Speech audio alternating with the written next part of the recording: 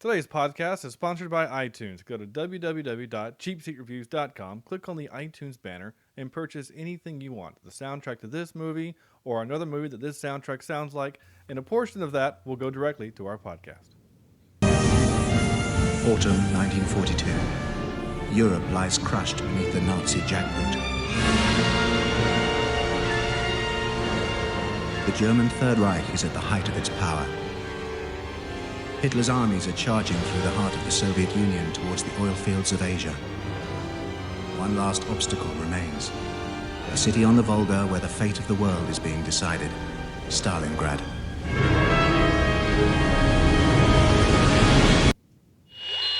We interrupt this program to bring you a special report.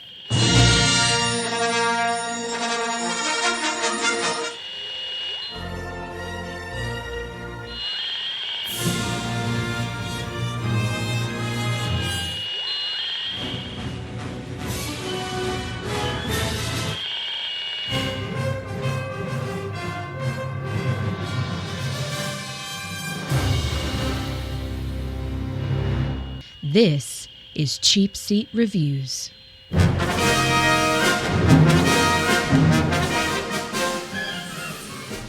Well, hello, and thank you for listening to CheapSeat Reviews, the podcast that explores the Hollywood film industry for the greater good.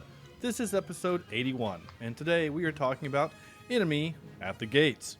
I am Sean Allred, and joining me tonight is Cornelius. When Sam is killed, pick up the sarcastic remarks and continue on. Logan. You're a jerk. The good Sam, does that work? Is it? Yeah, that'll work. Yeah, you gotta get a good ginger remark in there too, and something about that. And Sam, I still can't believe I wrote this. Sam, is that a sturgeon in your pocket, or are you just happy to see me? Vector. Tonight I've just, we've had Ben Affleck on this show, and we've had a lot of different people on our show. And tonight I think I'm going to speak in my best Russian accent. Right? You ready? I Nope. am. Here it comes. Okay. I don't want This that is to my happen. best Russian accent right here. Okay. According to this movie, this is the best Russian accent I could do. Correct. Just so you know. Yes. Well, In this, I could do this all night. you sound more Russian now than Sean Connery did in Hunt for Red October. Oh, we're just a damn minute, sir. Yeah, you sound just like Sean Connery playing a Russian in Hunt for Red October. There you go. There is no Chad tonight. Unfortunately, Chad had some work things come up. What's the Marching band season. Yeah, it's marching band season. He's a teacher. It happens. He's a marching band director, or he's a band director. And things come up, and it's okay. We will miss Chad, but we will soldier on, as it were. I see what you did there. Yeah. Yeah. Now, if we were Russian soldiering on, would there be people behind us threatening to shoot at us for not shooting at the people in front of us? Pretty much. Basically, Okay. All right. actually, my in-laws are actually staying the night tonight, so my father-in-law is behind me with a rifle, and that if I don't continue on this podcast, he's just going to shoot me. So it's actually very aggressive over here right now. It's very strange. Well, it's different than the shotgun he had to use earlier in the relationship. I see what you did there. In full disclosure, there was a time when Sarah and I were dating, and I took her home, and he was cleaning his shotgun. I think it was his shotgun. It might have been his smoothbore rifle. I don't remember. Now, but you're one of those guys that you're like, oh, cool, let me see. Oh yeah, it didn't bother me. In fact, Yeah. what I actually jokingly said to him, I was like, "How fast would it take you to put that thing back together and load it?" And he says, "Fast enough to get you before you got to your car." I said, "That's pretty fast." And he's like, "Yeah, you want to see?" I'm like, "Okay." So anyway. And then you ran really as fast as you could. No, I didn't do that. I didn't give it. I had no reason to run. Yeah. Though he did tell Corny that he wanted to hunt him in the dark one time. That is a true story. This is true. This Yeah. is all true. It was a true story. Hey, we could get some paintball action going on there. Oh, that actually be kind of I fun. played this weekend, by the way. You played Are you paintball this kidding me? weekend? I did. God, what a heifer. You didn't ask us to come along? Well, it was on a men's retreat, and it was. We're both, well, Yeah, I I'm mean- at least a man. Yeah, and I pretend to be one most of the time. I play one. I play one on TV. Yeah, I was going to say I play one on TV. I play one in a podcast. No, it was very odd. It was very remote too. I got shot in the arm, and Oh, before, well, I'm used to getting shot in the arm, but these guns were a little uh, jacked OP. up. I was gonna say souped up. Yeah, they're a little souped up. So it left a little mark on my arm, Nice. which if you know me, folks, that's damn near impossible to do. Yeah. Yes. So, how do I transition from that back to Enemy of the Gates? Well, I don't know how to. So instead, I'm just going to do this. Enemy at the gates. A Russian sniper and a German sniper play a game of cat and mouse during the Battle of Stalingrad. I'm so glad Catherine did her Russian accent. Her Russian for that. accent. She did. It sounds just like a Russian accent. Yeah, that's great. It is good for her to do this sound and Let's make just, for things to go boom. we've already made the joke about this, so we might as well go ahead and address it. In the Jude Law and what's his name Fiennes, I can't remember his first name. Ralph. Not Rafe. Joseph.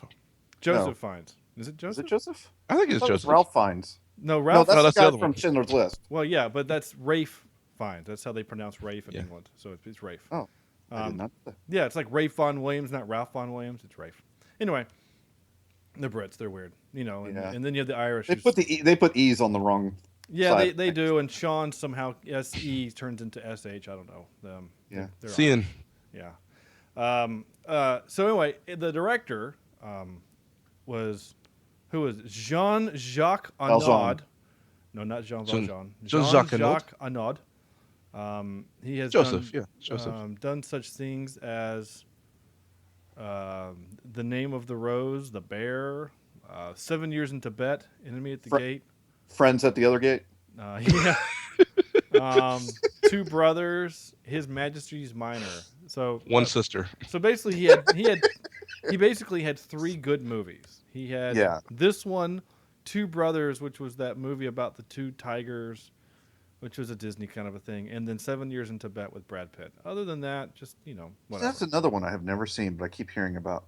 What? 7 years. 7 Years in Tibet. I've heard nothing but good things about it, but I don't know if I want to sit through 7 years. So, anyway, It's kind of like that new Boyhood film. Yeah, It takes about 12 years to get to it. Get to the end of the story. So Jude Law, Ed Harris. Ed Harris is just using his normal American accent. He's not even pretending to do like German. Not even pretending German. He's just Rachel Weisz, Joseph Fiennes, and Jude Law are using their normal English accents along with Bob Hoskins and Ron Perlman. They're just using their normal accents. And the director in the trivia basically said is that he didn't want to distract people by people trying to fake other accents. So basically, he said he watched Robin Hood with Kevin Costner and was like, "I'm okay with that," and then basically just says that was an intentional thing. So, basically, he didn't want to spend money on an accent tutor.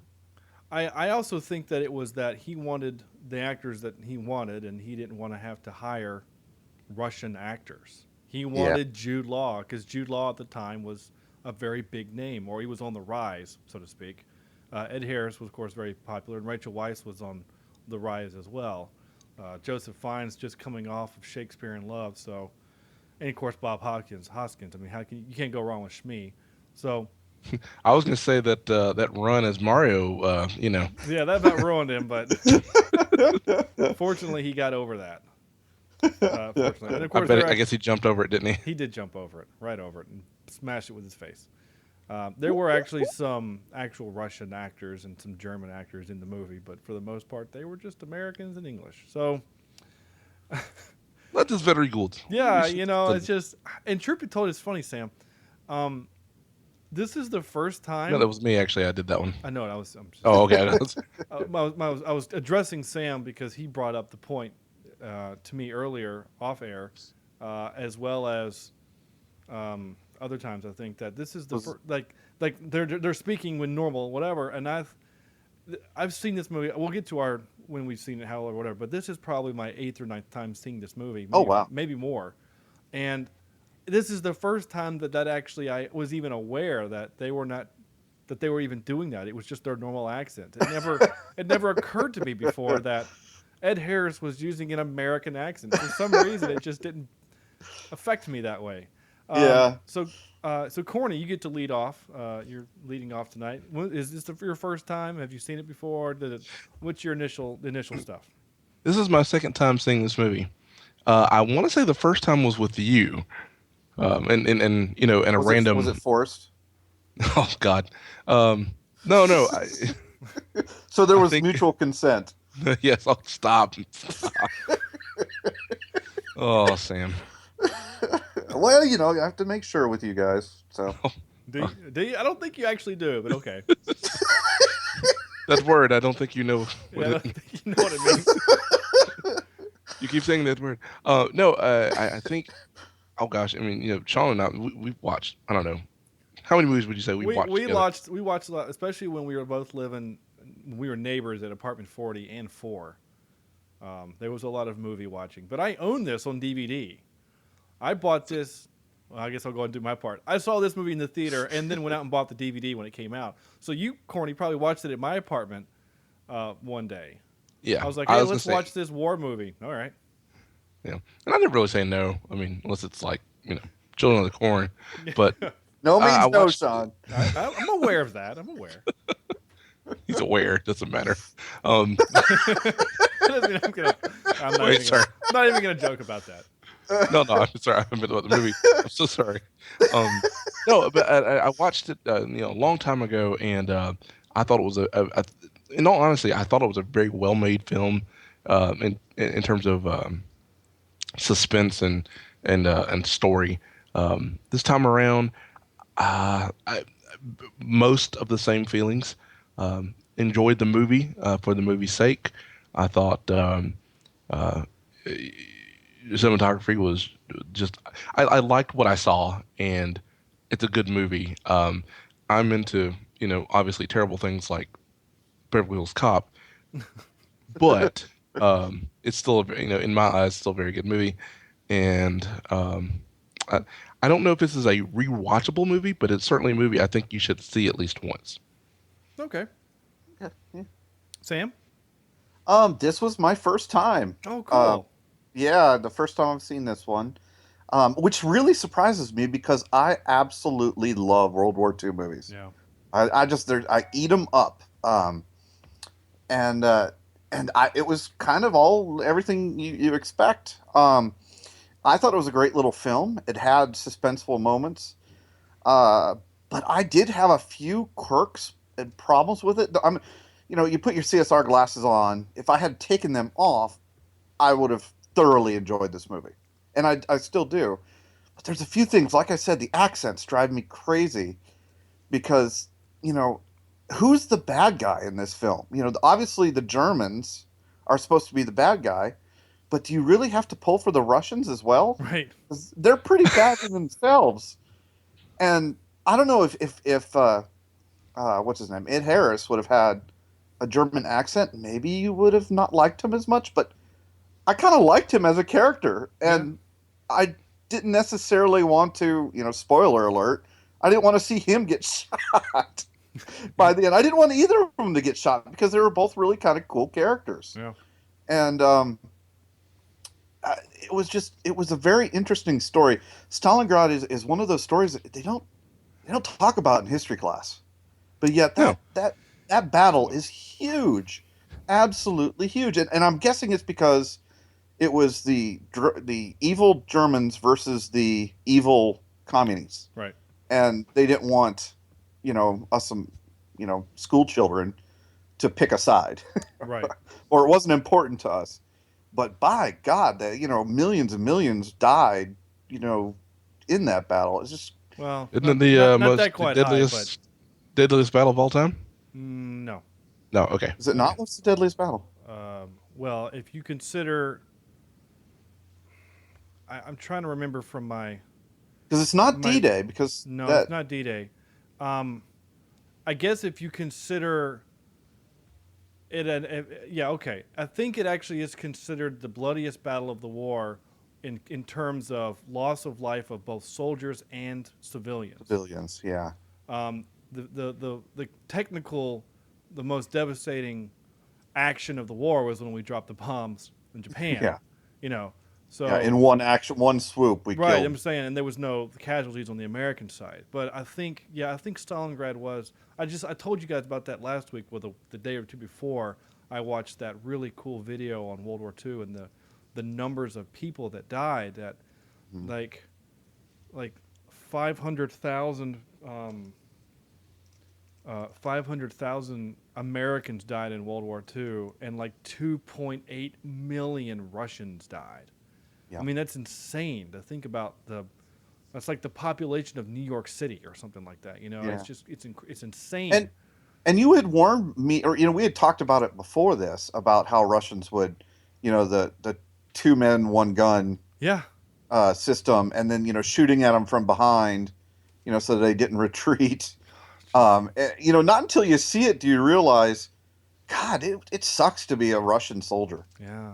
It absolutely does, because they had no regard for human life Well, on either side of the conflict. no, they really didn't. So this, like I said, this is my many times seeing this. I saw it in the theater. I liked it a lot. Obviously, I bought the DVD. Of course, I own movies that I don't like, which is Namely? namely the Fantastic Four.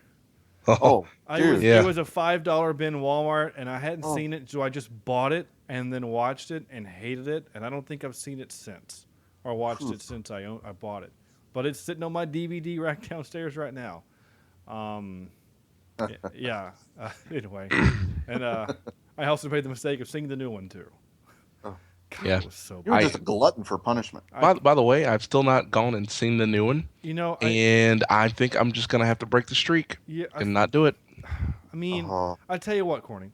If we get it at the university at the Dollar Theater on campus, I'll give you a call and we'll go and suffer through it together there. But I'd hate for you to Can we spend- go hate watch it all together? If there's no one in the audience, I don't care. Hell yeah! Hey, there we go.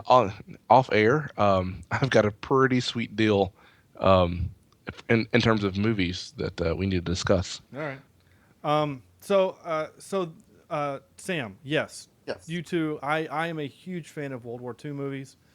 If it wasn't for the fact that Saving Private Ryan is such kind of a hard movie to watch, it might have been in my top 10. But because it's so real and violent and just visceral, and it just shows you the depths of the human existence and how far down we can go. But it's still a great freaking movie, and I love. There's very few World War II movies that I haven't really enjoyed, and I like this one for what it is. Stalingrad is a great study in and of itself.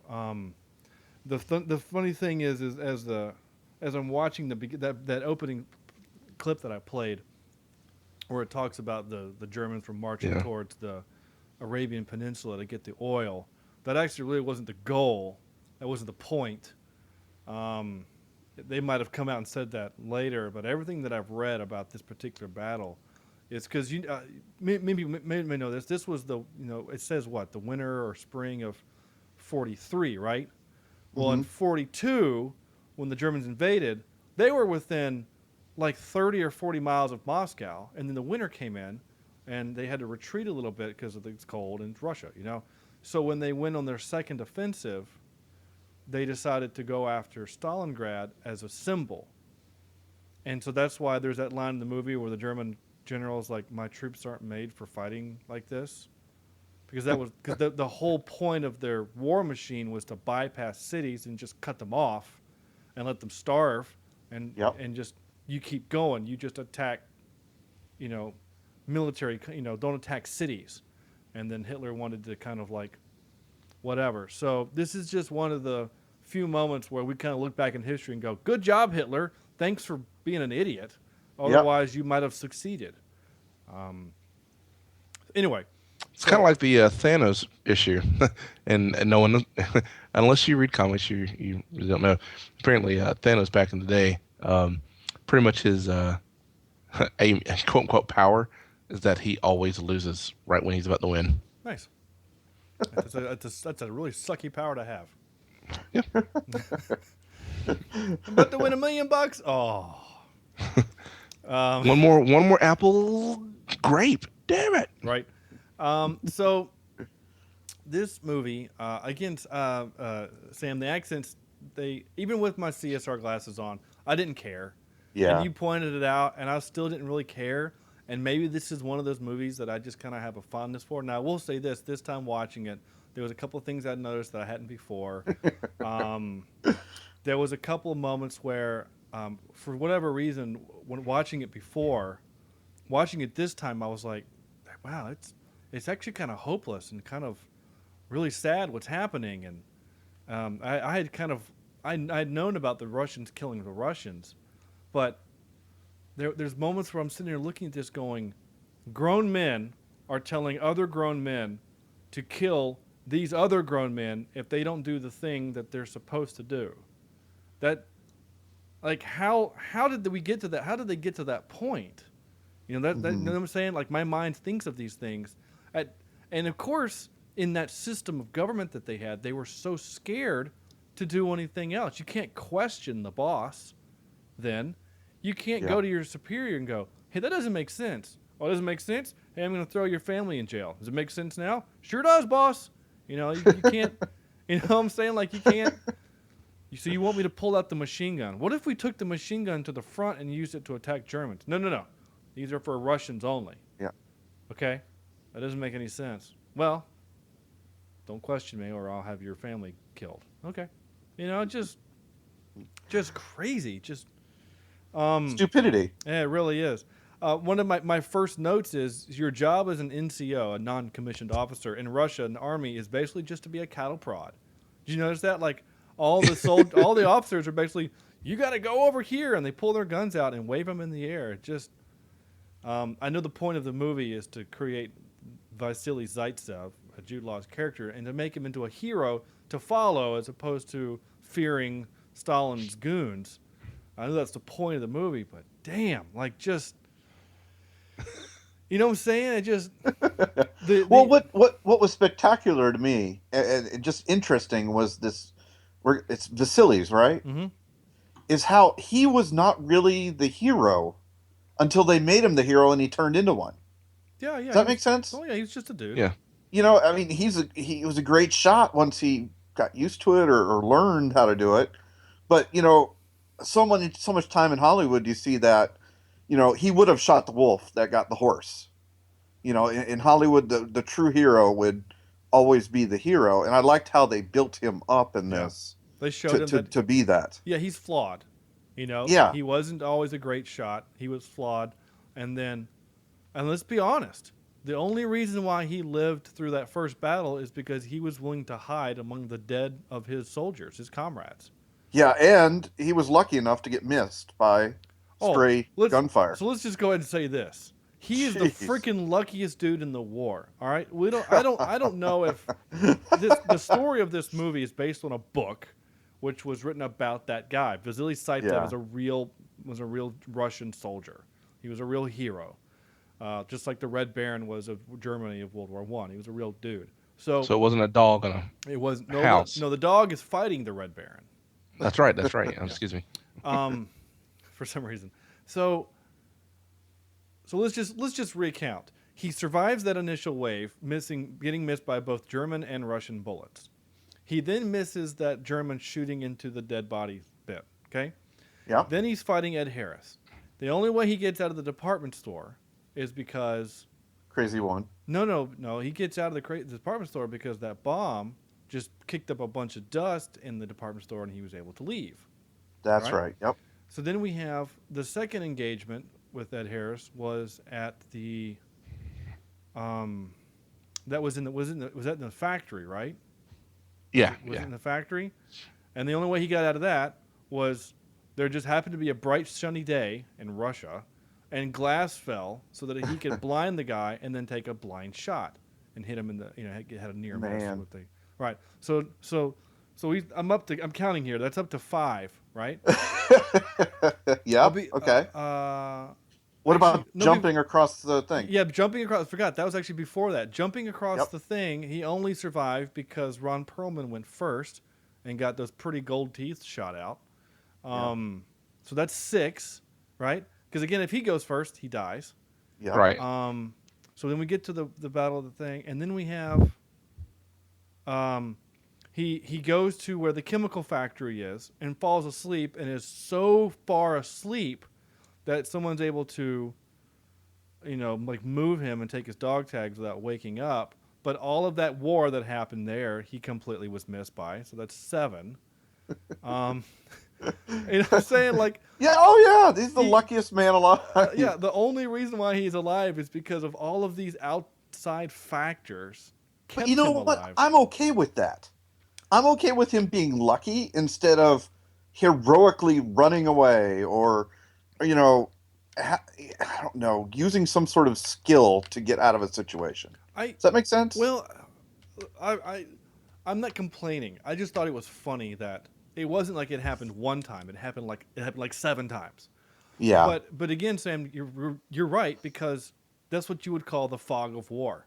Yeah. War is hell, and you don't know what is happening. It's like all of these things are happening all the time, and it's crazy and insane. So I get that all these strange factors keep changing, because it probably would.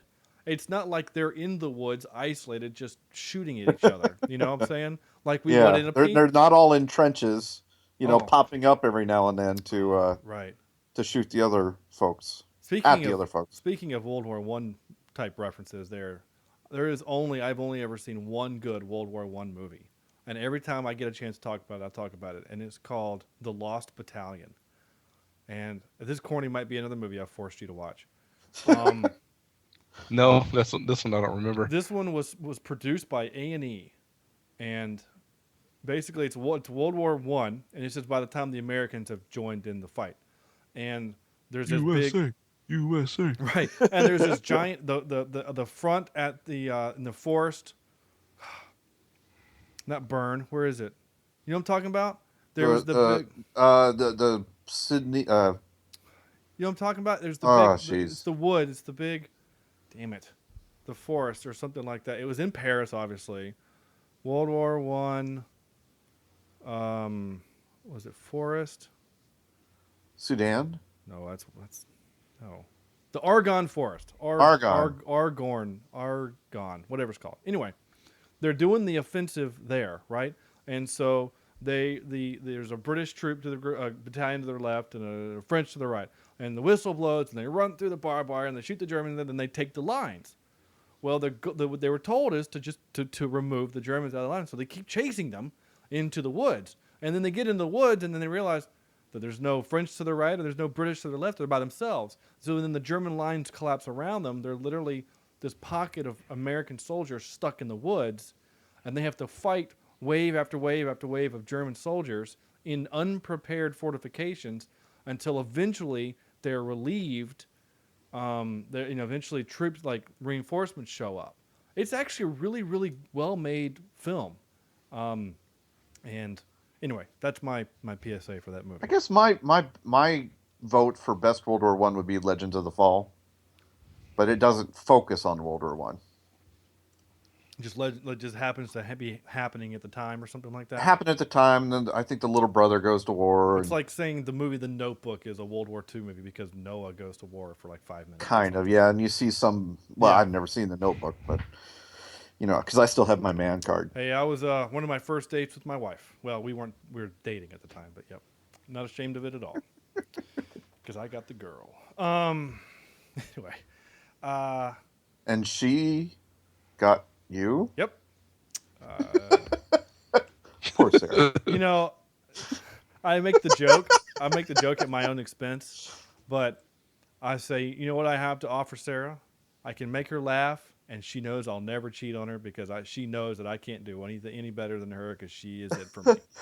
So there you go. I did laugh.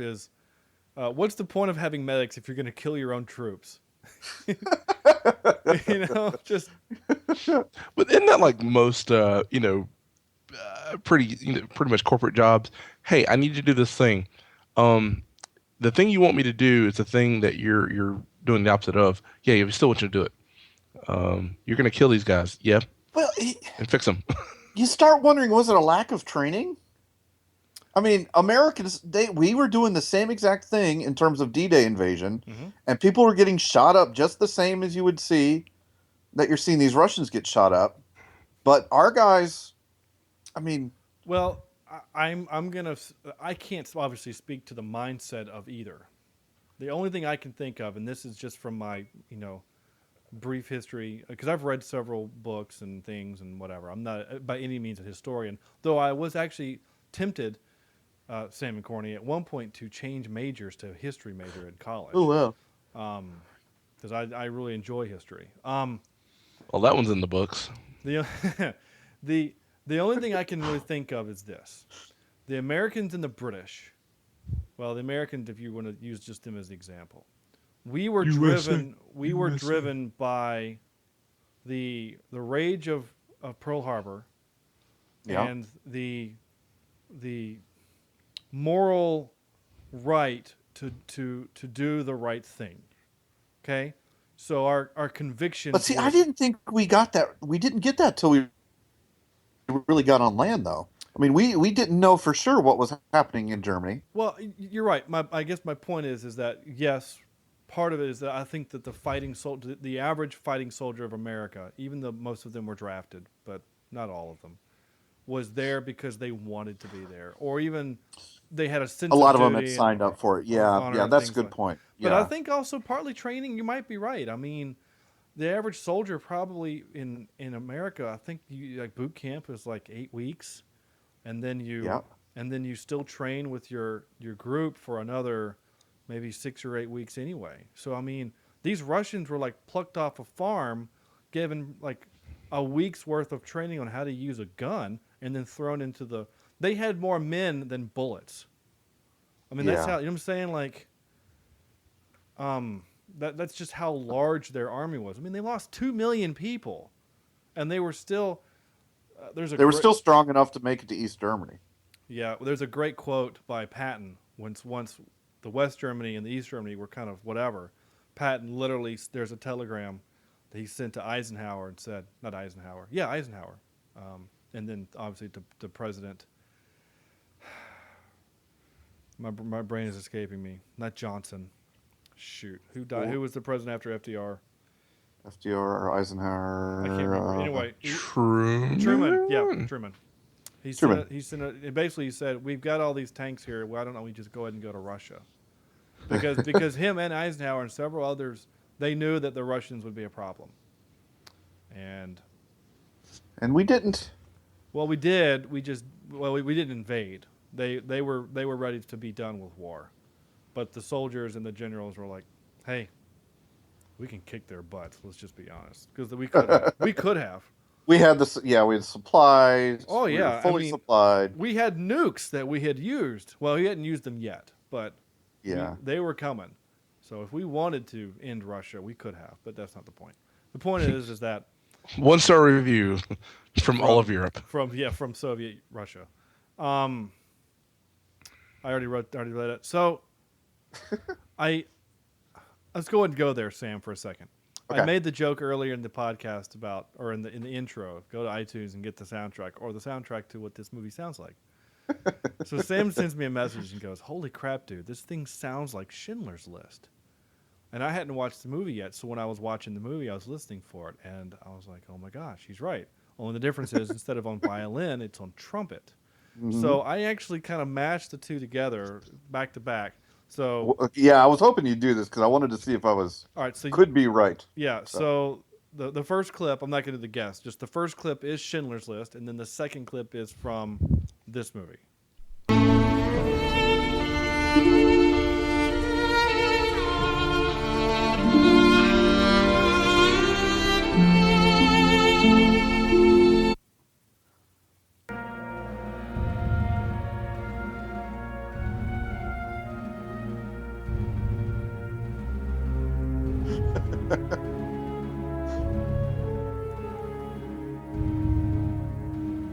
What do you say, Corny? Pretty close, right?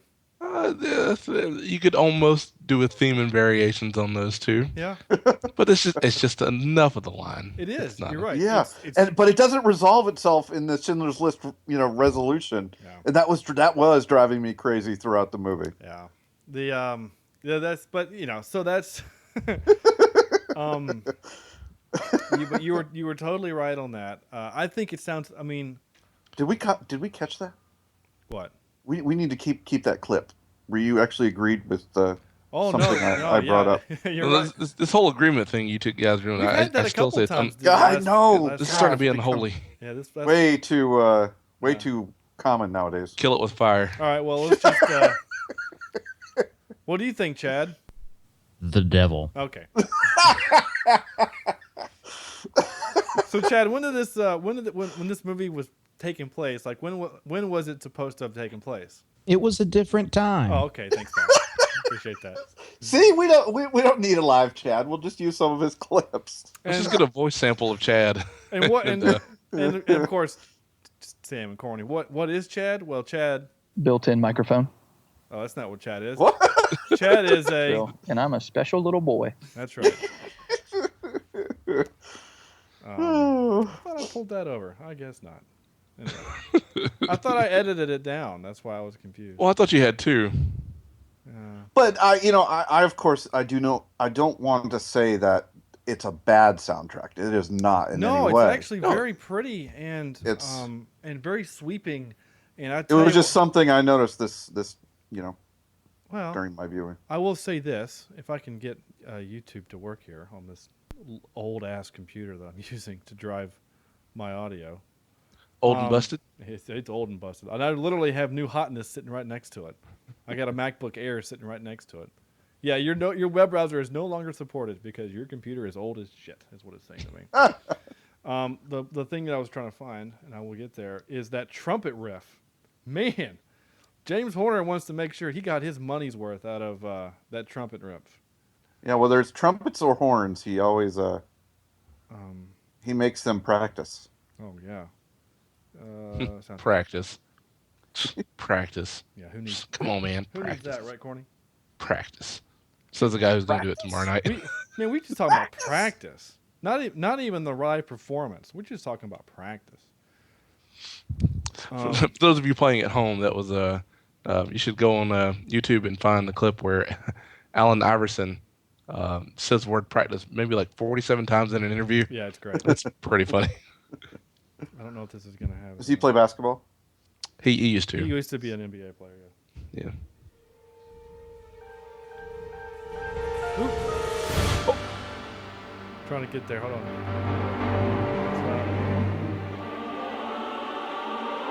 I mean, it's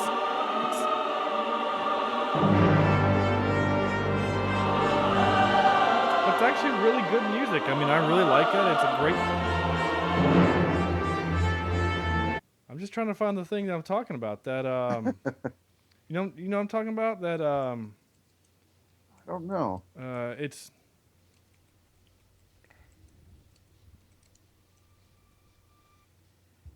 Come on, where is it? I know it's around here somewhere. I would guess it would be in a very sweeping moment. No, it's There's your theme, but with a little mandolin. Little mandolin.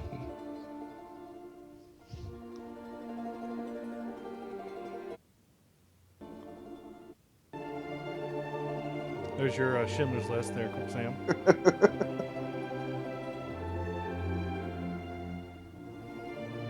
And this is a James Horner score, by the way. I mean, this is the late James Horner. Sadly, the late. I kind of actually wish we had picked this movie for the movie soundtrack. This is a better score than whatever we picked, which I've already forgotten which we picked. Patriot Games. Yeah, this is a better score than Patriot Games. Absolutely. Was this movie available at the time? Maybe that's why we didn't do it. It might have been. I don't know. Come on. I'm going to give up here in about 5 seconds. 4. 1. Time. All right, I'm done. Anyway, Now, there's this cue any Russian movie. You have to have the full choir in a men's- Russian movie. men's choir. Yep. Well, hell, the when we did Hunt for Red October, Yeah. Oh yeah, the Russian. yeah. I'm sorry, the Russian anthem, wasn't it? Yeah. Yeah. Yeah. Anyway, it's that ba-da-da-da. He plays that about 1,000 times. He does it in all of his music, but it's fine. Good thematic music, basically. It really is. Yeah, he was good at what he did. Did I play this?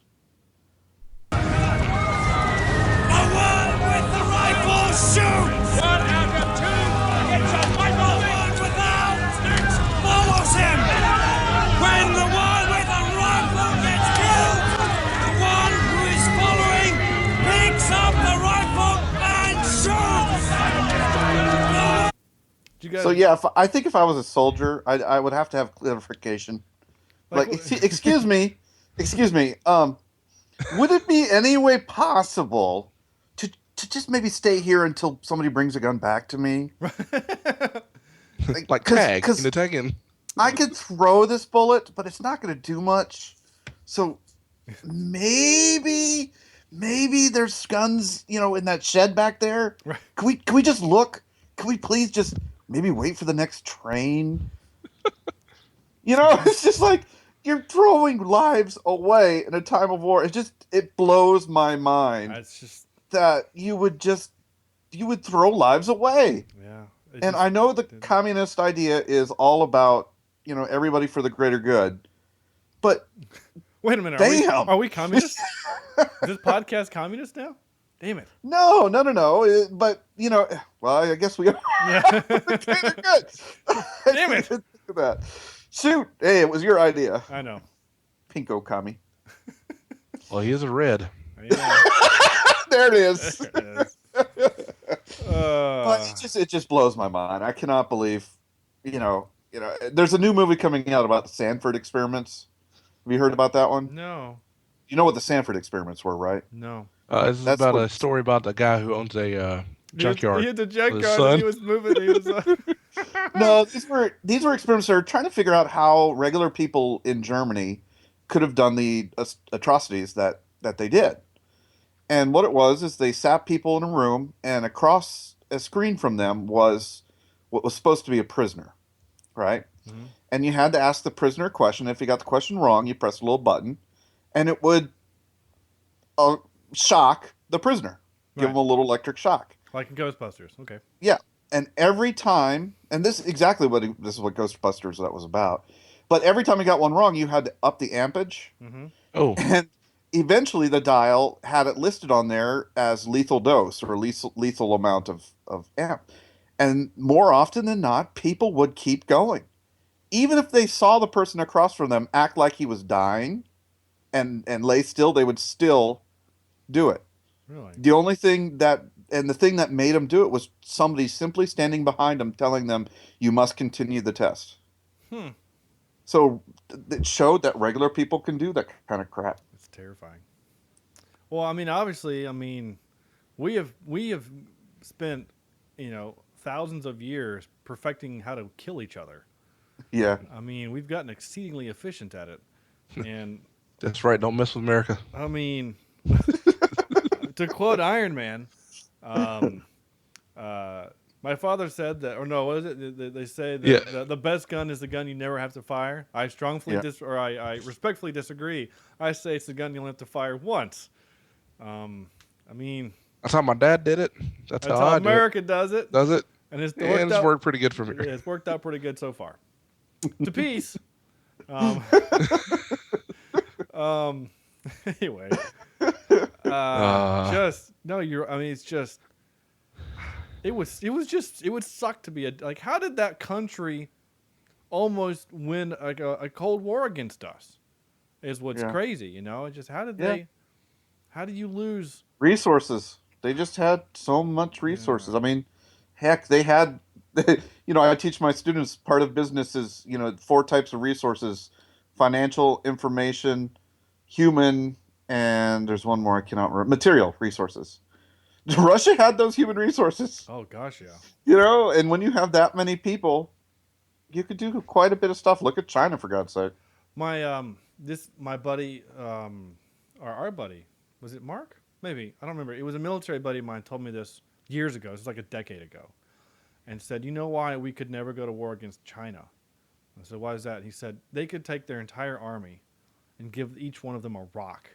And then we could take our entire army and give each one, an M16. And they would win because they outnumber us 5-1. Yeah. It'd be like a zombie apocalypse. Yeah. Like, oh my gosh. It's a little terrifying. What happened to what movie are we in now? I don't know. Chinese zombie apocalypse rock throwing. I'd watch that movie. I kind of would. I would too. This happened, and I like Bob Hoskins when he yells. Now, I want our boys to raise their heads. I want them to act like they have balls. I want them to stop shitting their pants. That's your job. Oh, you've come such a long way since Mario. It's actually decent. Actually, in a deleted scene, he actually says that to Luigi. I want you to stop shitting your pants. I'm sorry, Mario. I'm just too drunk on set. I can't believe we watched that movie. I can't believe that we watched that movie either. Well, you forced us to watch that movie. I did. That was you too, wasn't it? Yeah, I'm the one that put that on the list.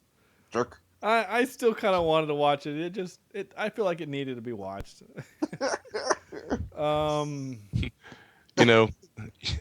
We should have stopped and asked if we should. Right. We never did. Yeah, we never stopped to ask if we should. Just because you can't doesn't mean that you should. I should have Ian Malcolm come on and say something like that. This was a kind of a little humorous moment in an otherwise fairly humorless movie. Son of a bitch!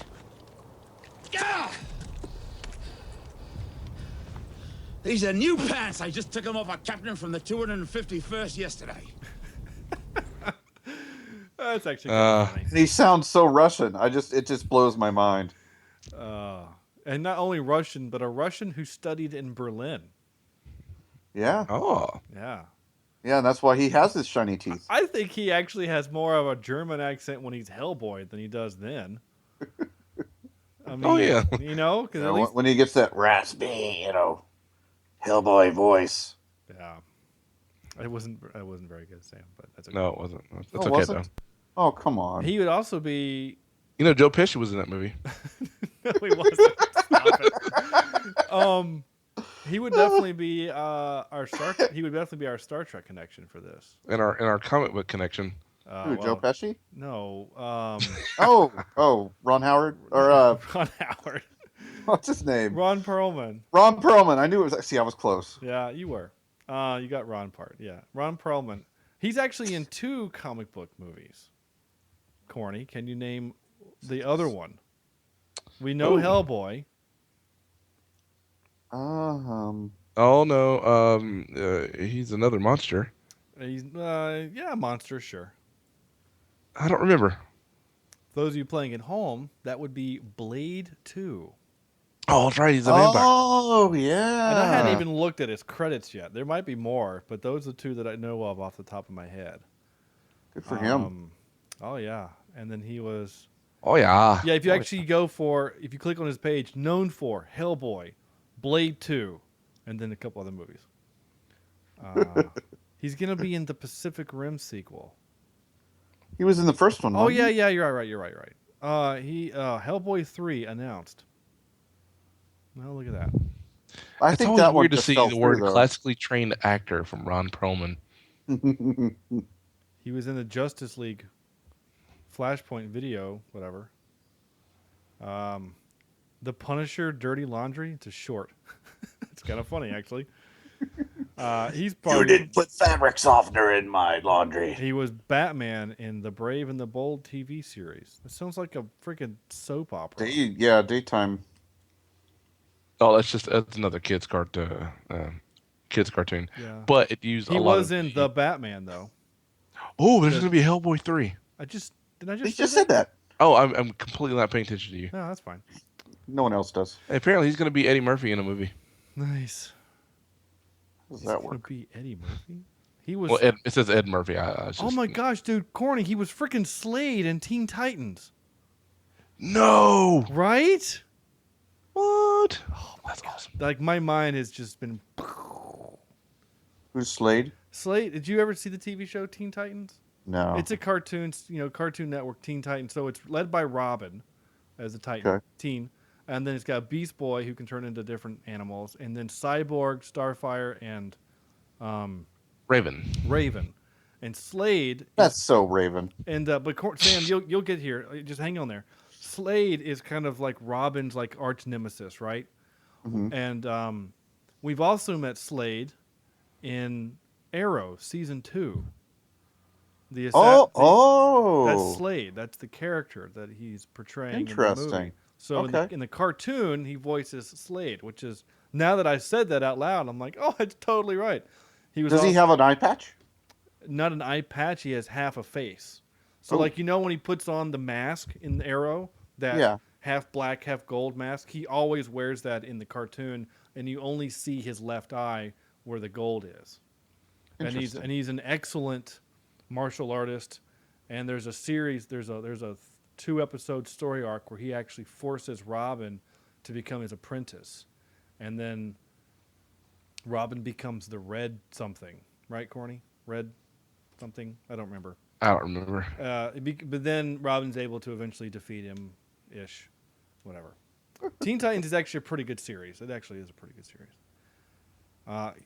Ron Perlman is so much our comic book connection. He was in a movie called Comic Book The Movie. It's actually kind of funny. And of course, he was Star Trek nemesis as the Viceroy. He was in Hey Arnold. Oh, Ron Perlman. Right? Thank you. Hey, he'll take work wherever he can get it. Hey, that's good for him. He was in Superman the TV series. He was Jax Ur. So he has just done a whole bunch of stuff. Good gracious. Duckman. He was Roland Thompson in Duckman. April 1950. So that makes him. What, wait a second. He's like 80 years old. 65? Holy crap! He was. Is he that old? He was the Hulk in the Iron Man TV series, the really crappy Iron Man cartoon. Nice. Yeah, we're just gonna spend the rest of the. Well, I mean, like he's done commenting on Ron Perlman's Batman the Animated Series. He was Clayface. Clayface? That sounds great. Anyway, yeah, but like I mean, he was in the Fantastic Four, the TV series. Did you just say that, Corny? As the Hulk? No. Yeah, he was. Or no, I just said the. I missed it. Oh, he was the Hulk in the Iron Man TV show. Yeah. Yeah. He was in the episode called The Hulkbuster. Huh. Anyway, the point is, the man has done a lot of things, and he hasn't aged in like the last 20 years. He looks the same in like today as he did in Hellboy 1 or even Blade 2. Just freaking me out. Anyway. His chin actually seems younger. This was another kind of funny little kind of thing. Maybe funny. I don't know. Maybe not. Vodka is a luxury we have. Caviar is a luxury we have. Time is not. He's aware of the comedy crucial. We both are. That's right. I know. I just like the way you said that. The last one I have is Ed Harris talking in his brilliant German accent. It's just propaganda. He isn't dead. And do you know why? Please tell me. Because I haven't killed him yet. Oh, that makes sense. Cue the radio. Meanwhile, he's in like a shopping center shopping for Christmas gifts for his children back home. Yeah, it just sounded like there was like a fountain in there too, didn't it? Mister, all I wanted was just wanted to know what do you want to do, cash or credit?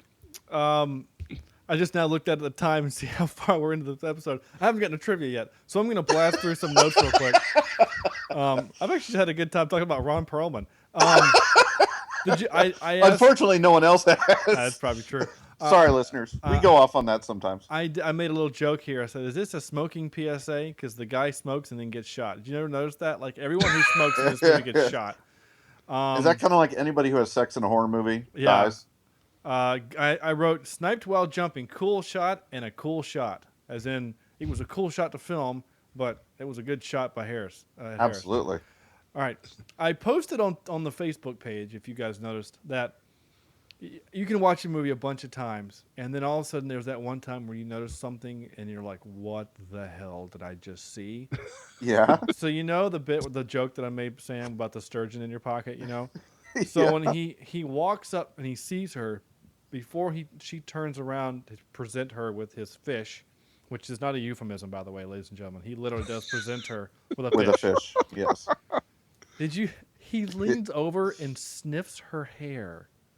Yeah. Oh my God, I'd never noticed that before. Really? Never. I noticed that this first time. I thought it was a little creepy. It's super creepy. And in the whole movie, he's just super creepy, like jilted lover but he never was But that. it happened so fast. Oh my God. Oh my gosh, it happened so fast. Like the power of boners is overwhelming. I mean, just like the thought that he could possibly have sex with her was so powerful that he was willing to deface the name of his best friend and have him killed. Right? Yeah. He sent him into that first war zone knowing that he could probably die. And then later when they are being attacked, he writes this letter to his, the generals, that he's gone crazy. Like, what? Because he got the girl and you didn't? That's a trope. That's such a trope. Meanwhile, Vassili just kind of almost literally falls into having sex with her. Right. In amongst all these nasty other Russian guys under a bed sheet. Yeah. As people are walking around, you gotta do what you gotta do, man. I was like, heck yeah, go at him, boy. So I actually wrote a really long note about this particular scene. I bet you did. I did. So the point of the scene, obviously, is I don't know. Sarah once said that it was awfully short note. Well, that the note wasn't very long. It's not the length of the note, but how eloquent it was written.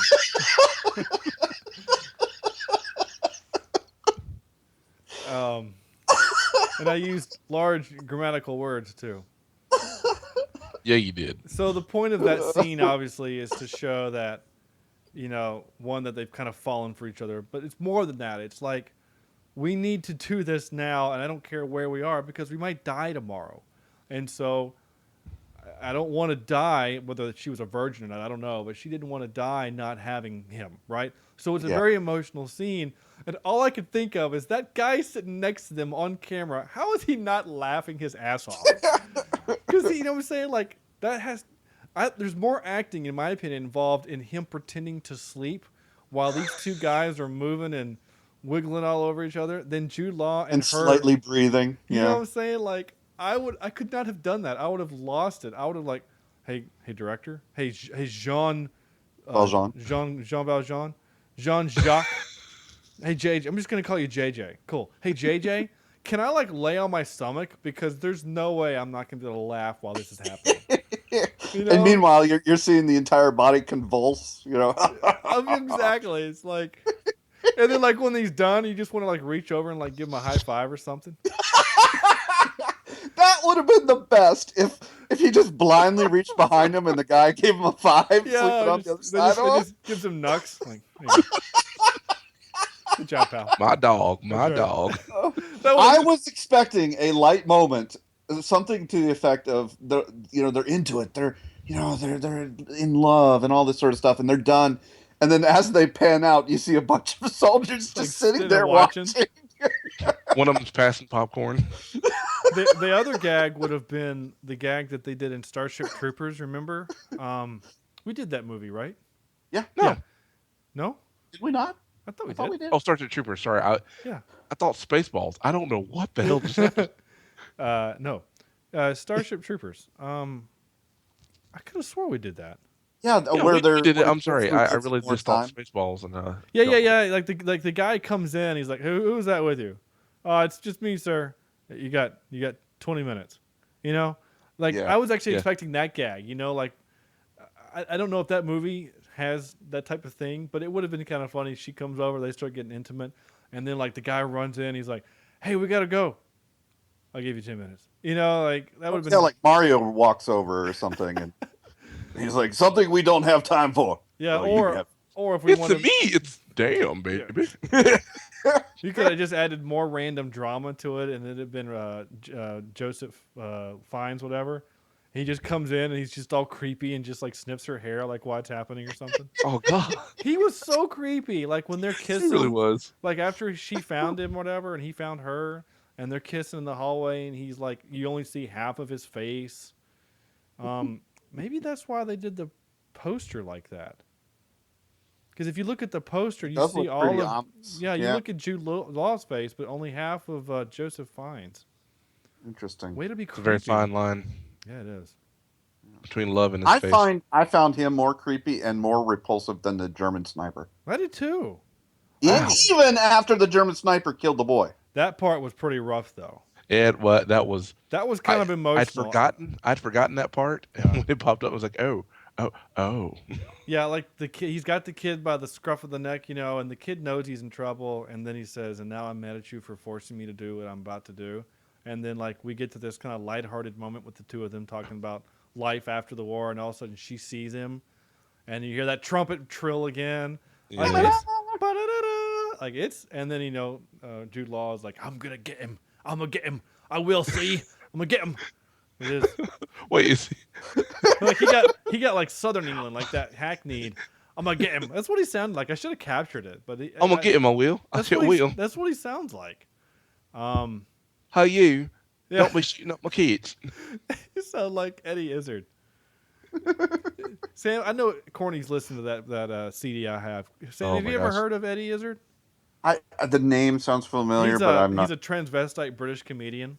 Oh dear. That's how he labels himself. And there's this bit where and he's British, so he's got that great accent. But there's this bit where he's like, he's talking about James Earl Jones being Darth Vader, and that it only works. He's like, he's in command because he has a deep voice. If you had a name like, "Hello, I'm Vader," Luke, the Force is strong with you. Yeah, how do you know? Someone told me once. Oh yeah, who's that? Some bloke. Oh, okay. Bye. It's like it's his whole bit. And he also has another bit where because he loves Star Wars. He has his whole bit about the you do not need a tray. Oh, the canteen. Yeah, he's like, Death Star, they had to have a canteen. And he's like, Darth Vader walks in and he goes, "I am Vader," and the guy goes, "You'll need a tray." He goes, "I do not need a tray. I could kill you with a single thought. But the food is hot. You'll need a tray." "Oh yes, of course, I'll need a tray." And then this one is wet, and this one is wet, and this one is wet. Did you dry these off in a bloody rainforest? And then he's like, "Do you know who I am?" And he goes, "Are you Jeff Vader?" And he goes, he says, No, who are you?" And he's like, I'm Darth Vader. I run the Death Star." "Are you Mr. Stevens?" "Who is Mr. Stevens?" "He's head of catering." "No, I'm not head of catering." It's just so funny.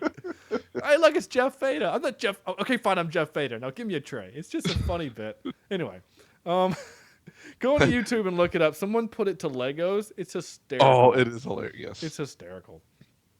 I'll check that out. Yeah, we'll do that after the podcast. And then I've wasted more people's time of my gibberish about Eddie Izzard.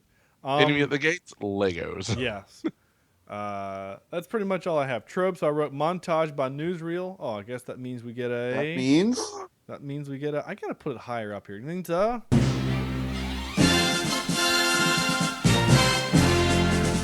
we go. Montage. What you really should do is take that and then add Russian elements to the music. I don't know if I have the ability to do that. But you know who does have the ability? Audible.com. Audible.com sponsors this podcast. You can get a 30-day free trial at audibletrial.com/CheapSeat Reviews, where you can get the book Enemy. Actually, it's not called Enemy at the Gate. I forgot what it's called. Friends at the corner. At the corner. Yeah, that's probably what it is. With Mr. Stevens, which is the prequel to Boys in the Hood. Or "Don't shoot me! For God's sake, I'm out here trying to shoot the people in front. You're back there trying to shoot me, you bastards." That's the name of the book. That's what it's called. And that strange accent. That was actually not bad for you. No, it's pretty good Russian there, Sam. I'm glad you went with it. Freak people out and be like, "Hello, this is my Russian accent, is it? Well then."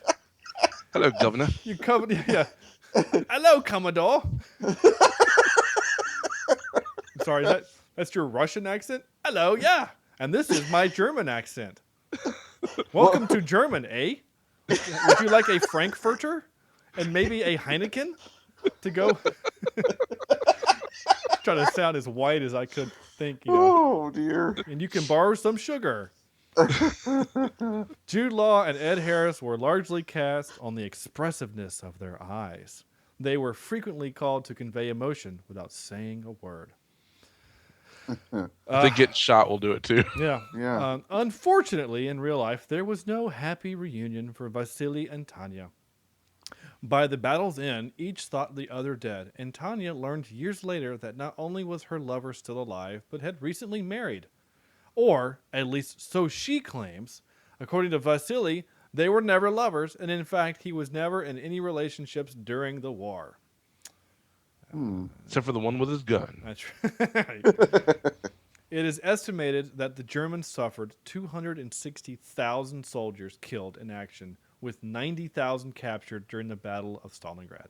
The Russian casualties were much more severe, with an estimated 500,000 soldiers killed, and probably as many civilians. So you're looking about a cool million people died of Russians. You just think about that. 260,000 soldiers died, and 500,000 soldiers died, and the Russians won. Yeah. I mean, that's just because how many men they can just dump into that place. It's like World War Z. They just need to just dump bodies on top of you to win. And at the time of its release, this was the biggest budgeted British film ever made. Now, really, I say that, and you go, well, gosh, I wonder how much money did this movie cost? What do you think? What do you think the budget for this movie was? Knowing that. I would say 150. 150 million for 2001. Yeah. What did you say? Oh, Barney? that's right, 2001. No. Let me back it up. I said 60 million. Okay. 90, 95, somewhere in there. Yeah, Corny is the closest without going over. It was 68. Oh, well, okay. 68 million. It grossed worldwide just shy of 100 million. So it made its money back, or made some. And you know what? For that 60 million, I think they got their money's worth. Yeah, I mean, I never once complained about a visual. No, in this movie. It looks it's a very good. beautiful movie. Yeah, and it won some awards for sound editing and some stuff like that. Now, I don't know if Harry Potter counts as a British film because Warner Brothers did it, but Paramount did this. But it was filmed in England by a English, Heyday Films. I think is an English company. And that was a $150 million movie, so I'm pretty sure that movie's kind of got it licked. The first one was $100 million at least. That's it. Soundtrack grade. I gave it a SI for Schindler-ish. Schindler's Ish. Yeah. And what did we learn from this movie? Well, we learned that the Russians were bastards, and so were the Germans. Yeah. Wow. Yeah. The more you really. know. I mean, the more you know. Like you said, there was no. Vassili was obviously a hero. Mm-hmm. I would put him in that category, but he lucked into it. Yeah. And everybody else in this movie is almost, other than maybe the girl. Like you got the girl, the mom, and the little boy. And the little boy, I kind of got mad at him because it's like, at some point, someone needs to literally tell the kid, stop doing what you're doing because you're going to get yourself killed. Yeah. But. Yeah, I did. Maybe Yeah, it was hard. That part was hard. Seeing him hang the kid. We didn't see him hang him, but we saw him hanging there. I think I'm heartless because I didn't. It affected. I knew it was coming. When you see the kid manipulating the stories, I knew something was going to come with that. I knew that he was probably going to get hit. Even the first time I saw it, I kind of knew something was going to happen, but I didn't expect it to be so visual. Yeah. Like I kind of expected him maybe to the cut. Yeah, it's a cutscene. Yeah. Ed Harris says, "I know I'm sad for what you're going to make me do," and then that's it. That's the end of it. Like we don't see him anymore. Or I was thinking of the cutaway scene where you see maybe like the shoe of the kid and maybe his leg in the corner or something. Or maybe just they walk off screen and we're just looking at wreckage, and then you hear a gunshot. Yeah. But the fact that you saw him hanging is what kind of like got me a little bit. I was like, oh my gosh, that's real, and it's in front of me, and it's painful. I don't know, but then I guess I'm evil because I was like, that is a good way to lure Vassili out. to get him out in the open, to cut this kid down. Yeah, I and mean, for some reason, I don't say I was cheering for Ed Harris, but I enjoyed his character. You respected his His intelligence and his drive. Yeah. There's a few movies out there that exist where you kind of root for the bad guy. The Bruce Willis movie, The Jackal. Yeah. I kind of root for Bruce Willis in that, even though he's paid to kill the first lady of the United States or something like that, and you always kind of root for him at the end, because he kills Jack Black in a really funny way. Anyway, everyone should at least once. Yeah.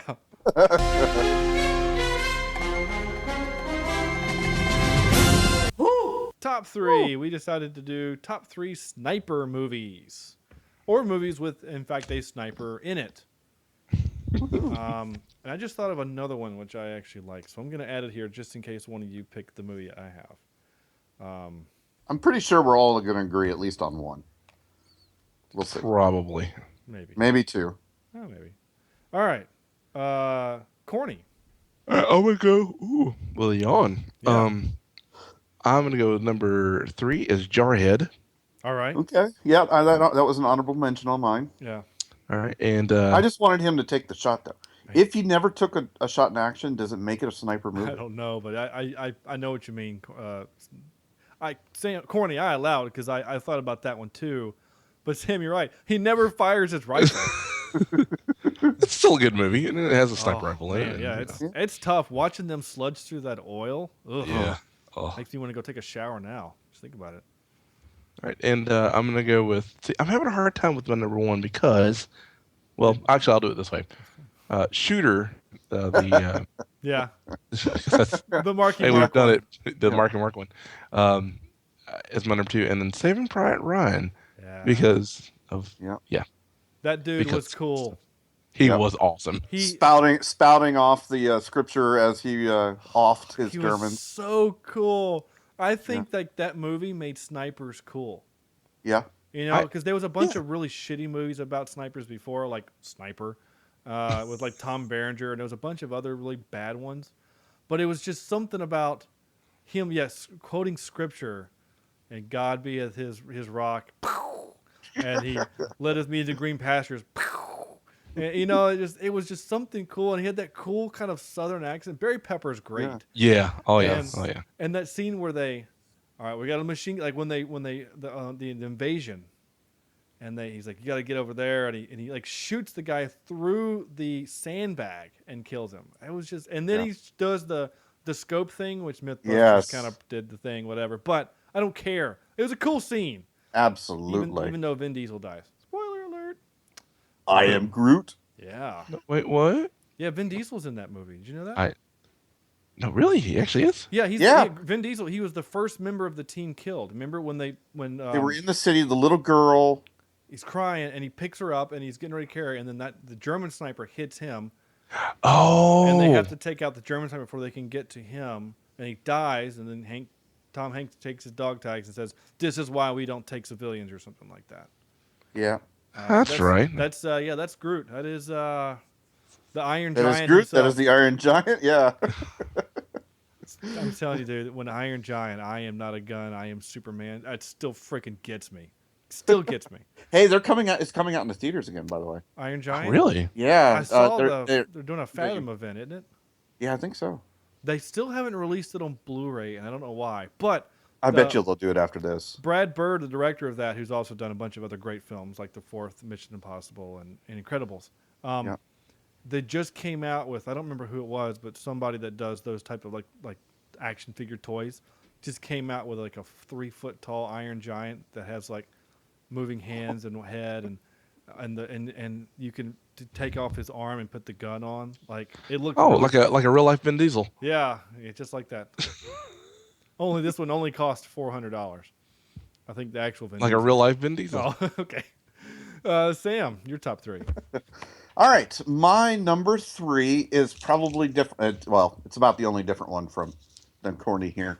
Have you ever seen Smoke and the Aces? I haven't. I have not. Want to. It is such a freaking fun movie. That's a Guy Ritchie film, isn't it? I think so. It is so high paced and high.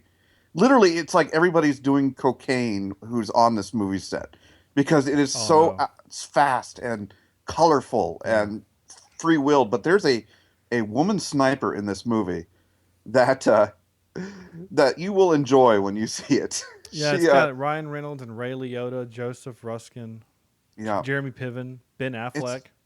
It's a heck of a lot of fun, and it's basically they're trying to kill somebody. Several different assassins are trying to kill somebody in a casino hotel in Vegas, and it's quite fun. My number 2 was Shooter. You know, good old Marky Mark. You don't kill a man's dog. Sure you just don't kill a man's dog. I don't care. Even if you're holding it hostage, and sometimes you got to threaten it. You mean to play both of them? Is that what's happening? Oh, you're damn right. Okay. That was a good setup too. I don't care what you say. No, it actually was a pretty good setup. I just wasn't ready for it. All right, here we got. If you kill my dog, I swear to God, I'll get really mad. I don't think you understand. These boys killed my dog. Yeah, you just don't go. You don't go around killing a dog. And my number 1 is Saving Private Ryan. All right. Made snipers cool, and when he died, an absolute hero. I mean, all those guys, if this was real life, are heroes. But taking out those soldiers and then taking out the tank. Yes. Or not taking out the tank. Tank took him out. Yeah, the tank took him out. Yeah. But good God, I mean, whew, yeah. Yeah. Didn't he turn real quick and was about to say run to the other guy? He says get down, and then boom. Yeah. I remember when I first watched it, I was like, you should shoot down the barrel because that works in cartoons. Yeah. Or stick your finger in it. Yeah. The only thing I could have thought that he could have done is maybe shot a bullet down into the eye slit where the guys actually were. But I mean, when you got that big gun aimed at you, how can you even aim a shot? Shooter and Saving Private Ryan are in my top 3. Yeah. I also put in Clear and Present Danger. Clear and Present Danger. Which is the other Jack Ryan one with Harrison Ford, and there is a sniper in it. There's this really great scene where this guy is going through sniper school, and so he has to get from the back of this field, and the field's only 100 feet by 100 feet, right? And it's really tall, like corn grass, 3 feet tall. And he has to hit the target 3 times while people are in the grass looking for him. And he gets all the way to the very front. It's a pretty cool little scene. Oh. And then the last one I actually put was Jack Reacher. Yeah. I almost put that, but I was like, Yeah. Never seen it. It's on Netflix. It's a pretty good one. It's pretty good, yeah. I know a lot of people, and I think Sam included, watched the movie and were mad because Jack Reacher, the character from the book, is 6'3", massive He's dude. Scary. You don't want to be walking on the sidewalk with him walking towards you. And then they cast Tom Cruise. But I like the movie a lot. I think it's actually a pretty good movie. Yep. Email. Another hate mail. You've got mail. No. This is from. That's pretty good, Sean. Thank you. This is from not AOL Jeff, but this is from Jen, our female listener. She's been on a roll recently. Her title is Podcast Shenanigans. Uh-oh. She says, "Hey guys, it's Tuesday, and I think I remember y'all saying that you record on Tuesdays. You all, not y'all. I said y'all. I just wanted to send a quick note of encouragement. After last week's hate mail, I wanted to reassure you that there are still some of us that enjoy listening to you. I love the fact. I think it's her. You think so? She sent that evil hate mail so that she can then come by and swoop and make us feel better. Yeah. I love the fact that Genius. your podcast feels like a bunch of friends talking around a table instead of a corporate, highly structured movie review. Listening is still fun, even on the movies I don't want to see. So keep your chins up and keep up the good work. Screw that mean jerk. All eight of them. That's right. So thank you, Jen. Should I read her individual comments to us? Oh, sure. Absolutely. I haven't read this one yet. Sean, your Western movies are horrible. Shanghai Noon? Really? How can that be better than Unforgiven, 3:10 to Yuma, or Django Unchained? Oh, okay. I forgot about Django Unchained last week. In fairness, Django Unchained is the only one I've seen of that group, and Django Unchained is a way better movie than Shanghai Noon. But I would still rather watch Shanghai Noon than Django Unchained. You know what I'm You saying? can actually watch. 310 to Yuma is really good. I've heard that, Yeah. and I want to watch it. And I like me a good Western. Yep. Am I the only one excited for another Tarantino Western take on the Hateful Eight? Corny, I like how you've taken the mantle from Sam on the Joe Pesci front. So that's why when you mentioned it earlier tonight, Corny, I laughed even harder because of that. Well, Sam's been slacking. I Yeah. I took the ball and ran with it. Chad's not here, but Chad, seriously, do you sleep through the show? I envision you wake up every 10 minutes or so just to say a general comment and then collapse back into a deep slumber. How true. Yeah. How absolutely true. That's actually how Chad teaches. It's actually really effective. Commodore, keep up the actor naming. I haven't laughed that hard in a long time. Andrew, I guess you're now the unofficial 5th member of the cast. You're a great addition. I just wanted to mention that more of Andrew wouldn't be that bad. Keep up the good work, guys. Jen. P.S. I, for one, think that hate mail was more of a love slap than an actual punch in the face. Well, don't worry, Jen. First of all, thank you for your. Oh, I found that guy. You are, and he's no longer a problem. Oh, okay. I don't know what that means. Did you show him your sturgeon or something? No, I just asked him not to do it anymore. He was like, oh, okay, cool. Okay. Did you actually, or are you just being silly? No, I snapped his neck. He's dead. Okay. When the police come looking, they're going to go to this as evidence. Yes. No, Jen, we love your emails and thank you for being a loyal listener that you are. We love everybody's emails, even if it is. And yeah, Jen, we know. I knew that it was. I think it was. It might be genuine hate mail. I don't care. I think it's hilarious. I think it's funny that someone took the time out of their day to write such nonsense. Is somebody outside? Are we okay? I'm. Is it corny? I'm good. Someone was like literally breathing on the microphone. I didn't know what was happening. I didn't know if Garrison Keillor had joined the episode or what. There's a nice old Prairie Home Companion reference for you. Yeah, not quite Darth Vader. More like Guy doing the weather report on the beach of Myrtle while Hurricane Hugo is coming by. Open mouth breather. Yeah. It's really coming down. Yeah, something like that. Anyway, there's a whale. If you had my really cool pop filter that I made for you, Corny, you wouldn't be hearing that. Anyway, Jen, well, the point is that yes. I think that I don't care whether he meant it or not. If it was just somebody, the way I look at it is that it means that our podcast is doing something right. We have at least 2 listeners. If someone is willing to email in that they hate us, that means we're doing something right. Because that means he's listening to see that we read it and talk about it. Yep. So we have at least 1 extra download a week. And to see that, and the fact that we're talking about it 2 weeks in a row means that, hey, whatever. I don't care. I really don't. It doesn't bother me at all. So thank you, Jen, though, for being our cheerleader. We really appreciate it. That's super awesome. That's going to do it for us because it's that time of the show where it's time for me to say things like next week on Cheap Seat Reviews. Nope. We haven't done our out of 10. Shit. Out of 10. Corny. I'm going to give it a 2. What? A 2? No, just don't be Vassili. No, I'm going to give it a 7. Don't be Vassili. There's our title.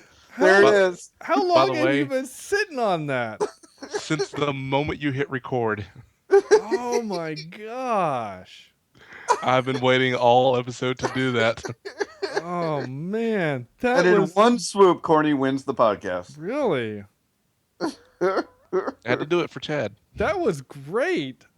You're welcome. You're welcome, folks. I almost that's brilliant. That's the best thing I've heard all day. 7. That's your number? 7. Yes. Very good film. Very good film. That was the best. That was just the setup 2, and you knew we would both freak out. Yes, I did. Like, wait a minute. This is only 2 above Children of the Corn. And Transformers: Age of Extinction? I don't think so. Sam. I think I'll give this a solid 8 headshots out of 10. Nice. 8. Really good movie. Really solid movie despite the accent problems. Yeah. I I love the story. It was fun. It was a great World War II movie. Yeah, it was. I'm gonna give it a 7.5 sturgeons in your pocket. You're all about them sturgeons, man. That scene really kind of affected me, didn't it? It did. Yes, yeah. Yeah. At least you didn't say hair sniffers. Sniffs. Hair sniffers. Hair sniffers. Hair sniffers. Hair sniffers. That was the other blanket and hair sniffers. That was the other German sniper they were going to bring in. If Ed Harris couldn't do it, Hair sniffers was on his way in.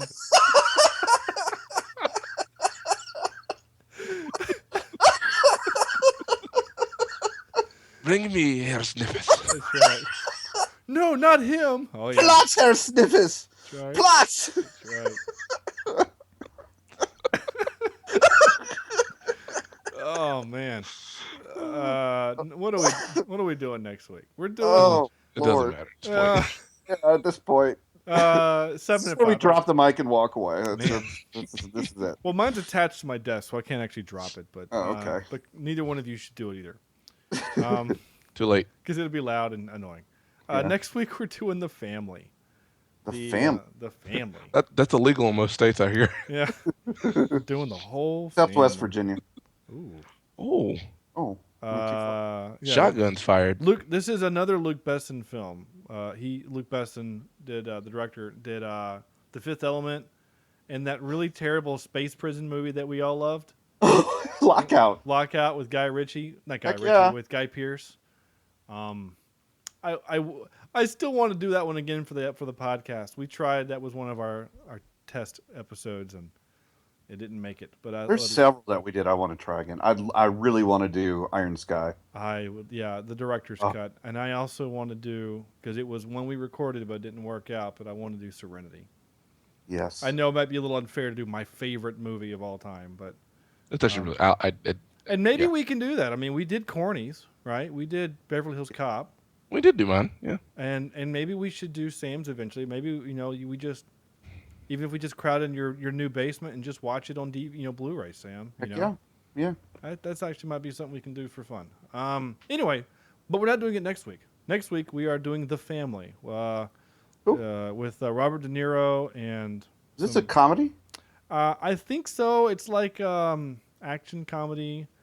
Okay. Yeah, comedy It'd be a little crime. different than a World War II drama. Yeah, comedy crime thriller. The Manzoni family, and some other stuff. I'm not going to read it to you because Catherine will next week. Oh, yeah, there you go. That's it. So The Family's next week. And like I said, I think I've teased. We've got some really good movies coming up. Go to our website, CheapSeatReviews.com, and you can pick the listener, not just Jen, but all of you, the listeners. Which is pretty much Jen and I actually just checked. There's at least, let's see, I voted 4 times so I could even it up. But Did you really? Yeah, well, I had to even it up because I needed to make sure it was working. Oh. So I made it 50%, but there is 5 more. Really? Cool. People voted. Really? So keep it up, folks. Yeah, so vote which movie is going to be our last movie that we do for the podcast. For not the podcast, for October. Not our final episode. God willing, we're not ending anytime soon. No. For the episode. Ooh. Sorry. For the episode. Anyway, for October. Damn it. Can't talk. For October, is it going to be ABCs of Death or The Exorcist? Campy or fairly serious? Classic. Yeah. That's going to do it. Probably. I hope. What are we watching? I watched Gravity this weekend. It was pretty good. Facebook. Y'all watch anything recently? Oh, I watched the thing, the Miami Vice, not Miami Vice, Jump Street, 22 Jump Street. 21 Jump Street, 22 Jump Street. Okay. Dude, that's a funny movie. Cool. That is absolutely hilarious. Good. My name is Jeff. Facebook.com/CheapSeatReviews. Follow us on Twitter at CheapSeatCast. You can follow me at Sean J. Allred, at Sneegy16 is Sam, Johnny Darko 16, Maestro_Evans is Chad, and A. Jimison is Andrew. He's going to get some because he helps us out.